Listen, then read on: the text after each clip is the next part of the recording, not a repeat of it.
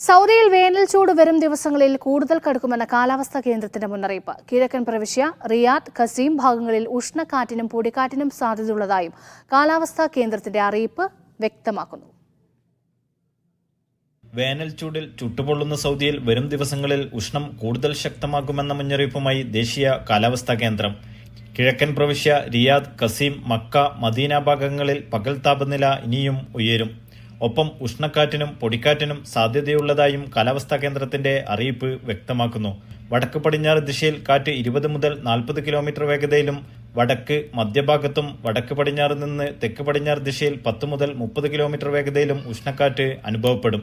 എന്നാൽ Jazan, Asir, Al Baha, Mecca, Medina ഭാഗങ്ങളിൽ ഇടിമിന്നലോടുകൂടിയ മഴയ്ക്ക് സാധ്യതയുള്ളതായും കാലാവസ്ഥാ അറിയിപ്പ് പറയുന്നു. ചൂട് ശക്തമായതോടെ രാജ്യത്ത് പകൽ സമയങ്ങളിൽ പുറം ജോലികളിൽ ഏർപ്പെടുന്നതിന് വിലക്കേർപ്പെടുത്തിയിട്ടുണ്ട്. ഉച്ചയ്ക്ക് 12 മുതൽ 3 മണി വരെയാണ് നിരോധനമുള്ളത്. നൌഷാദ് റിക്കോർ, മീഡിയ 1, ദമ്മാം.